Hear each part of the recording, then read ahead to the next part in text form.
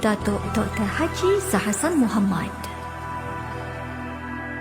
Assalamualaikum warahmatullahi wabarakatuh. Alhamdulillah wassalatu wassalamu ala Rasulillah. Innal hamdalillah nahmaduhu wa nasta'inuhu wa nastahdihi wa nastaghfiruh wa natubu ilayhi wa natawakkalu alayhi wa na'udzu billahi min shururi anfusina wa sayyiati a'malina. May yahdihillahu fala mudilla lahu wa may yudlil fala hadiya lahu. Allahumma salli wa sallim wa barik ala Muhammad wa ala ali Muhammad kama sallaita wa sallamta wa barakta ala Ibrahim wa ala ali Ibrahim fil alamin innaka Hamidum Majid. Amma ba'd. Pendengar yang dirahmati dan dikasihi sekalian, kita masih lagi bincangkan tentang surah Al-Ankabut pada ayat yang ke-6 dan ke-7. Surah ni merupakan namanya surah Al-Ankabut, laba-laba. Ini satu binatang kecil. Tapi kalau kita perhatikan dalam mikroskop sebagai contohnya, ni satu haiwan yang memiliki 4 ataupun 8, ada yang 6 mata. Maka keajaiban makhluk yang namanya Ankabut ini, dia boleh melihat ke seluruh kelilingnya 360 darjah, termasuk di bawah punggungnya sendiri. Allah hebatnya makhluk ini. Allah menamakannya sebagai Al-Ankabut, dan kita tahu penyebutan nama-nama surah Al-Quran pun seperti disebut oleh para ulama, contohnya dalam Al-Burhan, Al-Itqan, oleh Imam Suyuti. Penyenamaan Al-Quran ini pun merupakan satu benda bersifat tauqifi, datang daripada Nabi SAW, disebut oleh Jibril AS. Bayangkan laba-laba yang diambil namanya untuk menamakan surah yang penting ini. Tubuh laba-laba terdiri pada 2 bahagian. Laba-laba tak ada sayap. Dalam dapatan kajian yang dibuat oleh saintis menunjukkan bahawa ada lebih 40,000 jenis laba-laba spesiesnya. Semua laba ni kerjanya memintal bahan sutera dari tabung pemintal yang merupakan organ kecil di hujung perutnya. Subhanallah, maha suci Allah, hebatnya binatang ini. Kalau sutera cair itu terkena pada udara, dia jadi keras dan jadi kuat. Laba-laba boleh bergerak kepada semua penjuru jalinan tali sutera yang dibuatnya itu. Dan kalau dia jatuh, dia dapat menarik kembali dirinya dengan menggunakan tali sutera itu. Masya Allah, hebat sekali. Binatang ni membuat sarang daripada benang sutera itu, dan terdapat beberapa jenis laba-laba yang memintal benang sutera yang lain untuk menjerat mangsanya. Dalam cakar ataupun dalam kuku laba-laba ni, dalam kakinya ada racun yang dengannya digunakan untuk mematikan musuh dan menghisap apa yang terdapat dalam padan musuh itu. Dia meletakkan sarang laba-laba itu dalam bentuk yang sangat menarik mangsanya. Jadi liang perangkap ni dibuat sedemikian rupa bagai atap, menyangkakan bagi musuh itu satu tempat untuk dia landing ke, tapi sebenarnya dia merupakan sarang ataupun satu perangkap yang disediakan. Itulah hebatnya makhluk yang nama laba-laba ni, yang menunjukkan kepada kompleks penciptaan. Kata Plato ni disebut dalam kitab Hayat al-Hayawan oleh Imam Ad-Damiri, bahawa laba-laba ni terkenal sebagai binatang yang siap menerima apa sahaja 24/7, dia tak berehat. Jadi dia merupakan satu binatang yang tidak rakus dan tidak tergesa-gesa, berbeza daripada lalat yang bersifat rakus. Ni kata Plato lah, disebut oleh Imam Ad-Damiri dalam kitabnya Hayat al-Hayawan. Maha suci Allah Ta'ala yang menjadikan haiwan ini sampai disebut nama surah, supaya kita memahami inilah kehidupan yang bersifat realistik yang kita kena lalui dengan ujian-ujiannya. Nanti saya akan terang kepada tuan-tuan sekali lagi kenapa Allah Ta'ala menyebut dalam ayat yang ke-41 daripada surah ini, bila Allah menyatakan a'udzubillahi minasyaitanirrajim, mathalul ladzina ittakhazu min dunillahi awliya'a kamathalil ankabuti ittakhazat baita wa inna awhanal buyuti labaitul ankabut law kanu ya'lamun. Perumpamaan orang yang menjadikan pelindung-pelindung selain daripada Allah itu seperti laba-laba yang membuat rumah, padahal sungguhnya serapuh-rapuh rumah adalah rumah laba-laba kalau mereka mengetahui. Jadi kenapa Allah menyatakan demikian? Telah saya sebut di awal dahulu, satu renungan untuk kita bagaimana laba-laba ni merupakan satu makhluk yang zalim sebenarnya, iaitu laba-laba akan bunuh pasangannya. Di waktu ini kita akan ceritakan lebih lanjut. Jadi dalam kuliah lalu saya terangkan kepada tuan-tuan tentang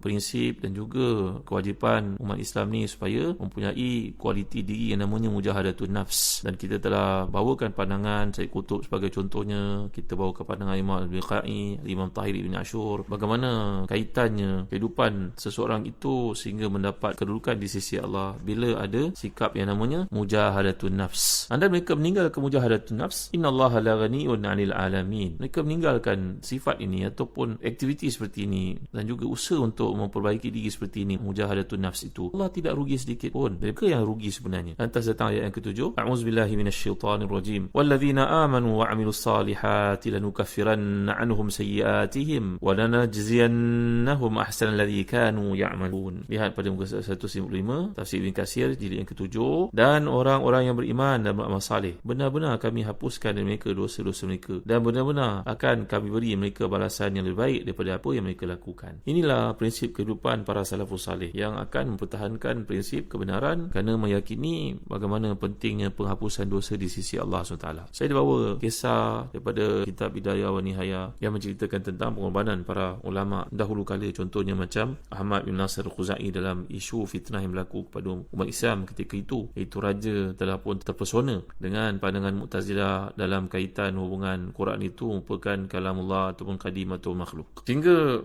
Ja'far bin Muhammad As-Saghiq mengatakan, sungguhnya aku melihat ketika Ahmad bin Nasr dihukum pancung, kepalanya jatuh ke tanah. Dalam keadaan putus kepalanya ke tanah itu, dia masih lagi mengucapkan la ilaha illallah. Ini karamah Ahmad bin Nasr Khuzai. Dia tak terkenal sebagaimana terkenalnya Imam Ahmad rahmatullahi alaihim ajma'in. Allah merahmati kesemua mereka. Ni Imam Ahmad ketika mendapat tahu kematian Ahmad bin Nasr Khuzai ini, beliau mengatakan Allahu Akbar, ini merupakan seorang ulama yang telah pun mempertahankan Islam dengan jiwa raganya. Semoga Allah merahmatinya. Ini merupakan salah satu daripada karamah Imam Ahmad bin Nasr dalam konteks ketika dipancung itu. Imam Ahmad sendiri mengalami cubaan yang sama dalam kes khalqul Quran. Dia dibawa bersama dengan Muhammad bin Nuh, seorang pemuda yang meskipun bukan orang alim tapi dia mampu bersabar bersama Imam Ahmad. Ketika dibawa pada Khalifah Ma'mun, rupanya Allah mengkehendaki Muhammad bin Nuh ni jatuh sakit yang amat sangat. Dan dia berkata kepada Imam Ahmad, wahai Imam, tuan adalah seorang imam, orang yang terpercaya di kalangan umat Islam. Saya akan mati, tak ada siapa yang mempedulikan saya. Namun saya tak bersabar. Namun imam adalah pemimpin. Imam jangan bengkok ya. Imam jangan pasrah pada mereka. Tuan Imam kekal. Di pesan Muhammad bin Nuh ni, pemuda yang begitu tegar dalam keimanan, mempertahankan dirinya, mempertahankan akidahnya. Walaupun dia bukanlah orang terkenal, tapi dia pula tolong pesan pada Imam Ahmad yang bersama-sama dengannya ketika dihukum itu, supaya mempertahankan prinsip. Ni Muhammad bin Nuh ni Allah takdirkan dia mati dalam perjalanan. Akhirnya hanya Imam Ahmad sendirianlah yang dibawa dalam keadaan terikat. Sebelum menghadap pada khalifah, ada sebahagian orang menemuinya. Dipujuknya Imam Ahmad, memaksa Imam Ahmad supaya menggunakan ucapan taqiyah. Taqiyah ni makna menggunakan satu ayat berlapik yang dengannya akan dibebaskan. Tapi Imam Ahmad ni punya teguhnya iman mengatakan, idza sakata al-alimu taqiyatan wal jahilu yajhalu famata yatabayyanul haqq. Kalau semua orang alim bersifat taqiyah macam ni, cakap berlapik-lapik dan tak bercakap yang benar, orang awam jahil yang tidak tahu pada apa yang dimaksudkan, maka bilalah kebenaran akan ditegakkan ya? Allahu Akbar. Jadi Imam Ahmad tidak menggunakan taqiyah, tak ada tauriyah. Tauriyah ni makna bahasa-bahasa bersifat kiasan. Untuk melepaskan dirinya, Imam Ahmad kekal dengan prinsipnya mengatakan Al-Quran kalamullah. Lalu ketika Imam Ahmad dibawa ke muka pengadilan, dia mengatakan kepada orang yang mengadilinya, ni orang jahat yang berkepentingan, ketika nak dihukum, Imam Ahmad bacakan untuk mereka hadis yang pernah kita bincangkan berkenaan dengan syakauna ila Rasulullah SAW wa huwa mutawassidun burdatan lahu fi dhil ka'bati faqulna la tastansiru lana. Ini kisah Khabbab ketika datang berjumpa dengan Nabi SAW. Wahai Rasulullah SAW, tidakkah Rasulullah minta bantuan untuk kami menghadapi situasi yang sukar ini? Kalangan kami telah dibunuh, kalangan kami telah pun dianiaya, kalangan kami mengalami tekanan yang begitu dahsyat. Rasulullah mintalah tolong kepada Allah. Rasulullah SAW telah pun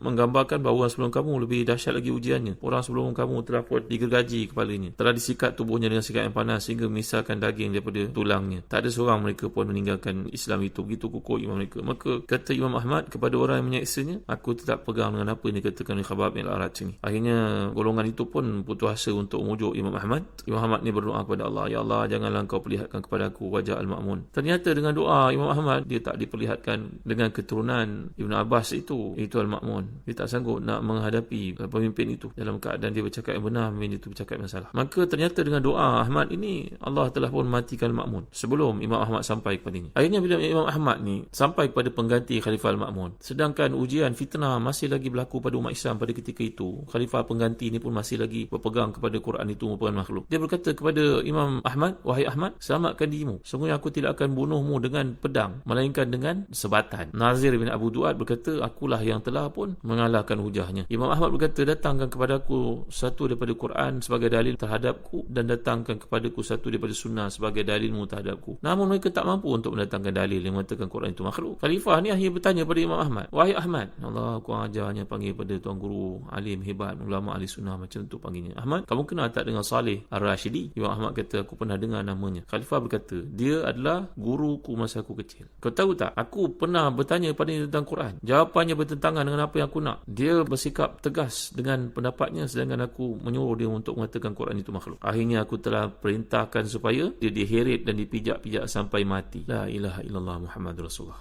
Khalifah kini berkata, datangkan kepada aku cambuk. Cambuknya perutan ataupun alat penyeksa yang lain. Kemudian Khalifah pun menyuruh kepada tentera-tenteranya yang disuruh untuk mukul memukul Imam Ahmad itu, ke depan kamu dan pukullah Ahmad ini. Mereka mengikat Imam Ahmad masing-masing, dan setiap mereka memukul Imam Ahmad sekuat hati, tuan-tuan dimuliakan Allah sekalian. Sampai khalifah ni boleh berkata pula, mempermainkan, menghina Imam Ahmad, mengatakan, semoga Allah potong tangan orang yang tidak memukul Ahmad dengan bersungguh-sungguh. Maksudnya supaya setiap orang yang bertanggungjawab pukul Ahmad tu pukul sampai mati. Akhirnya khalifah berkata kepada Imam Ahmad bin Hanbal, mengapa kau biarkan dirimu terbunuh? Padahal sungguhnya aku kesian padamu. Ni tentera yang aku letak dekat kamu ni, semuanya kesian pada kamu. Celaka engkau ni wahai Ahmad. Kenapa engkau tidak menjawab kata-kata? Jawablah satu yang dengan jawapan itu aku akan bebaskan kau dari penderitaan ini. Imam Ahmad ni punya baiknya, hatinya lurusnya, tuan-tuan, yakinnya dia bahawa yang disediakan di sisi Allah itu yang paling utama. Dia boleh jawab dengan penuh kesopanan dia, wahai Amirul Mukminin. Masih lagi panggil Khalifah Islam dengan Amirul Mukminin. Kadang kejamnya, zalimnya kepada beliau, tetap memanggil dengan gelaran yang mulia itu, Amirul Mukminin. Bawakan kepadaku satu bukti daripada kitabullah ataupun sunnah Rasulullah untuk memperkuatkan hujahmu. Tapi yang datang ialah tenteranya memukul berterusan hingga Imam Ahmad ni pingsan. Dan ketika sedar beliau melihat masih lagi terikat tangannya, maka seorang lelaki berkata kepada Ahmad bin Hanbal ini, kami telah pun melongkopkan mukamu dan meletakkan tikar atas tubuhmu supaya mereka pijak-pijak kamu tak terasa sangat. Imam Ahmad berkata, aku tidak merasakan apa-apa. Maka ketika mereka melihat Imam Ahmad dalam keadaan yang sedemikian punya parah dipukul itu, la ilaha illallah Rasulullah, sampai hilang derianya, maka hilang segala sarafnya. Tuan-tuan dimuliakan sekalian, sekarang mereka bawa makanan pula untuk bagi dimakan. Kesian pula tu. Imam Ahmad mengatakan, terima kasih, aku tidak memerlukan makanan kerana aku masih lagi berpuasa. Allahu Akbar, masya-Allah. Kemudian mereka bawa Imam Ahmad ini dengan bajunya berlumuran darah, lalu Imam Ahmad mengerjakan salat. Dan seorang daripada mereka bertanya, apakah kamu salat pada tubuh penuh dengan darah? Jawapan Imam Ahmad, Umar radhiyallahu anhu pernah mengerjakan salat sedang tubuhnya berlumuran darah, kesan daripada tikaman yang berlaku pada anggotanya itu. Kemudian Imam Ahmad dimasukkan ke dalam penjara dan baru dibebaskan sesudah 28 bulan.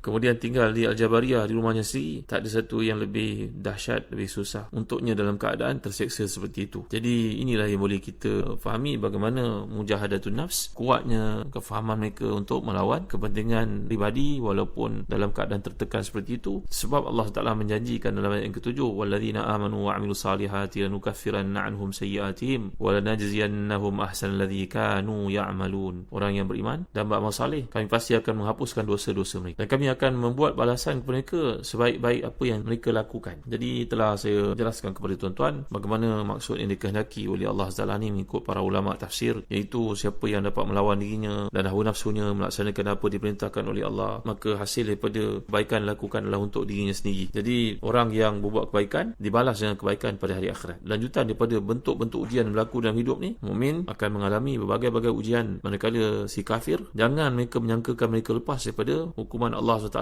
Mereka tak kena ujian. Apa yang mereka ditimpa di dunia itu satu azab sebelum azab yang lebih besar di akhirat. Dan kemudian dalam ayat yang kita baca ini nampak orang yang berjihad demi agama, bersabar untuk menentang hawa nafsunya dan juga orang-orang kafir, maka segala ketaatan itu untuk diri sendiri. Pahala semua buatan itu untuknya. Tak ada manfaat sedikit pun yang kembali kepada Allah SWT. Barang siapa yang mengabaikan mujahadatun nafs, iaitu jihad melawan nafsu ini, tidak mentaati Tuhannya, tidak menjauhi perkara yang haram, sebenarnya dialah yang merugikan dirinya sendiri. Dulu kita dah baca dalam surah Fussilat dalam ayat ke-46, siapa yang mengerjakan kebaikan maka kebaikan untuk diri sendiri, siapa yang buat jahat maka itu ke atas dirinya. Wa ma rabbuka bidzallamin lil abid. Allah Taala tidak sekali-kali zalim pada hamba-hambanya. Jadi Allah Maha Kaya, Allah tak memerlukan amal ibadah hambanya. Ketaatan si hamba tidak manfaat untuknya, kemaksiatan si hamba juga tidak memudarat apa-apa kepada Allah SWT. Kemudian kita dapat lihat juga kualiti balasan amal saleh tidak ada bandingannya di dunia. Jadi Allah akan menutup segala keburukan yang dilakukan dengan keampunan, melipat gandakan kebaikan dengan pahala ketaatan. Dia tidak mengabaikan sedikit pun perbuatan baik hamba, meskipun sedikit. Dia menghargainya cara yang lebih sempurna dan dia membalas orang yang meyakini, beriman kepada Allah dan Rasulnya, beramal saleh dengan balasan yang paling baik. Lagi kita dapat lihat dalam konteks ini bahawa balasan terhadap amal saleh adalah seperti janji Allah SWT, bukanlah satu benda yang bersifat wajib untuk Allah memberikan kepadanya. Artinya seorang beramal saleh bukan wajib ke atas Allah untuk berinya syurga. Maka yang diberi itu dari sudut Islam merupakan dengan rahmat Allah Subhanahu Wa Taala. Seumpama yang diberi contoh, kalau seorang anak itu belajar bersungguh-sungguh dan kemudian ayahnya menjanjikan untuknya dia berikan satu hadiah, kereta lah seumpamanya. Kau dapat urusan cemerlang kat universiti ni, kau graduate, ayah belikan kau sebuah kereta. Ayah membawa pergi tunjuk ke kedai kereta. Oleh kerana terlalu gembira ketika dia mendapat tahu urusan kecemerlangannya berjaya dengan 4 flatnya itu, dengan cemerlangnya, dia bawa CJ itu terus pergi ke kedai kereta, tunjuk pada tukang jual kereta. Ni CJ saya dapat cemerlang, mana kereta ni janjikan. Dia terlupa yang memberi kepadanya kereta itu bukan kedai kereta itu, yang berinya adalah ayahnya. Maka demikian juga amal saleh itu diibaratkan belajarnya bersungguh-sungguh anak ni tadi, dan kereta yang janjikan itu adalah syurga, tetapi dia perlu pada rahmat Allah SWT. taala. Lebih lanjut nanti kita akan huraikan dalam ayat-ayat yang berikutnya, dan kaitannya satu lagi bentuk dalam spektrum ketaatan bila datang ujian menjaga ibu bapa menerusi ayat yang ke-8 dan seterusnya. InsyaAllah kita akan lihat bentuk-bentuk ujian yang hadir dalam kehidupan si mukmin. Itulah cubaan dan juga mihna, dan itulah dia yang dikehendaki oleh Allah untuk saringan keimanan tadi. Wallahu a'lam, wa sallallahu ala sayyidina Muhammad wa ala alihi wa sahbihi wa baraka wasallam. Walhamdulillahi rabbil alamin, wa barakallahu fikum. Wassalamu alaikum warahmatullahi wabarakatuh.